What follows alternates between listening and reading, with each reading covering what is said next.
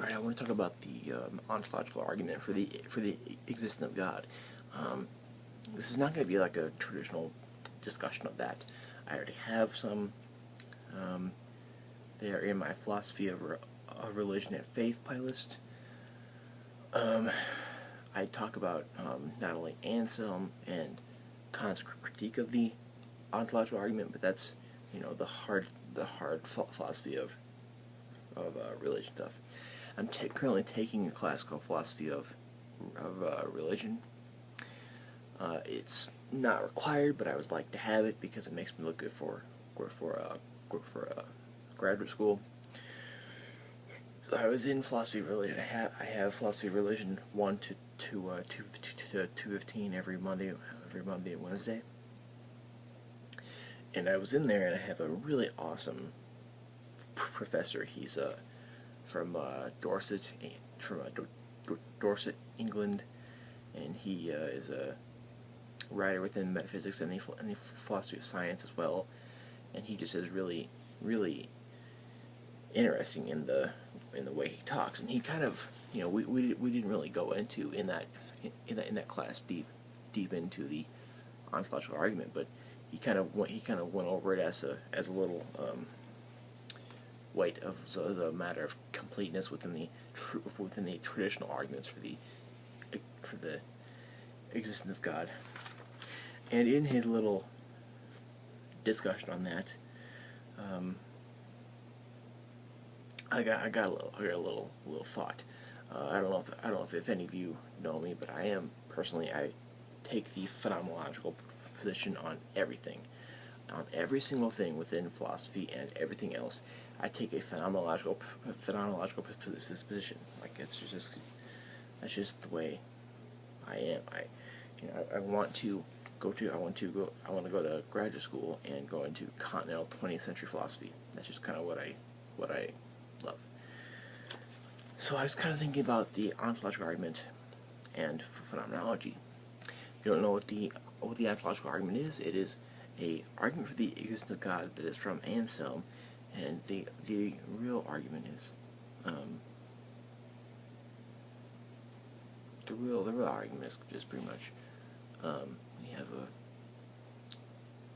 conception in our mind. We have a idea of the most perfect being, or of God in our mind, of ultimate high perfection in our mind. Anselm says that there is a conception in our mind of the highest perfection possible. Perfection, like God as in perfection. If we look at the Judeo-Christian idea of God, it is of ultimate perfection, which is what opens it up for lots of criticism from atheists. The idea of a most perfect being, thus God, is all it can be and is in our mind. Can be and totally is in our mind. And the argument, I'm not going to really go into it because I have kind of already.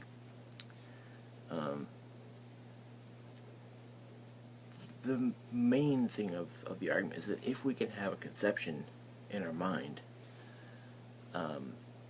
then that is if we can have a conception in our mind of the most perfect high being, then that is itself an argument for the existence of God. And this is a priori argument. I just did a video just now before this about the a priori a posteriori distinction, and I was talking about how I don't like it.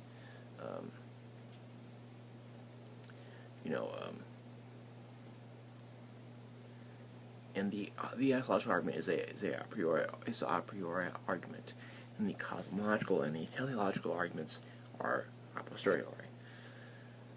And I was thinking about that in phenomenology. In phenomenology,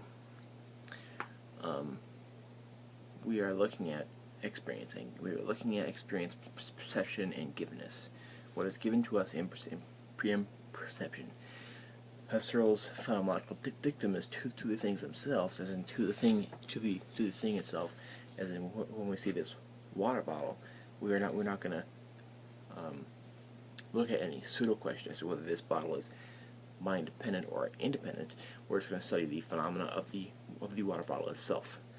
Now that is problematic a little bit because of how that phenomenological reduction and bracket and applique could lead itself to realism or to idealism. I have a couple of videos on that little quandary itself.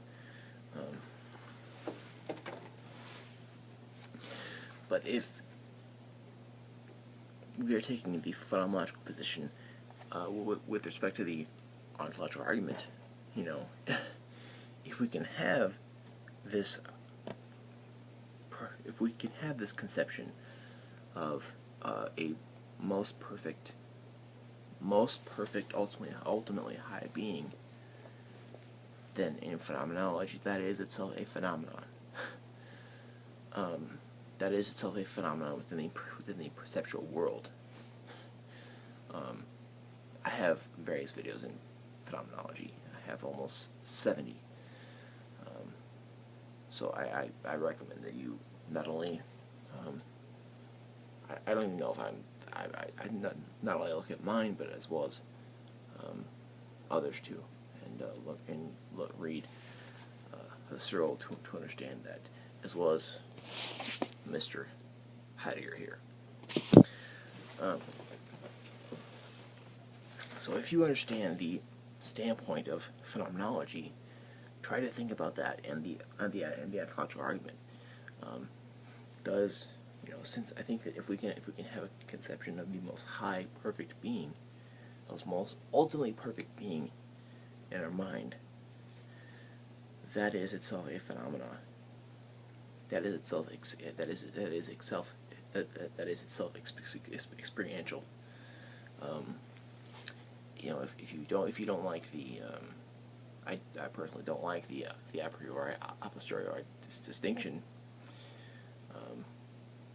So I would claim that any kind of conception of anything that we can get in here is because of the many parts within, as with the many parts of things within the perceptual experiential world. The most high perfect being, I think, could come from beings that are only a little bit perfect, and if we can have something that is only a little perfect, then we can just kind of go up the scale to the most perfect and most high being. And if we're looking through the awesome phenomenological lens, what does that mean for the ontological argument? I think it means that we have a possible argument for God within phenomenology and within the other minds that we can easily talk to and converse within dialogue. If we have this perception of a infinitely perfect high being, and that does not confer to other minds, if we are in dialogue, in the I thou dialogue, to where we are understanding the other person in a shared reality. If we do that and we don't see if this perception that we have in our head does not confer to the other minds that we are in dialogue with, then that would be the only problem. So if it did, then we very well could have a intersubjective perception of God.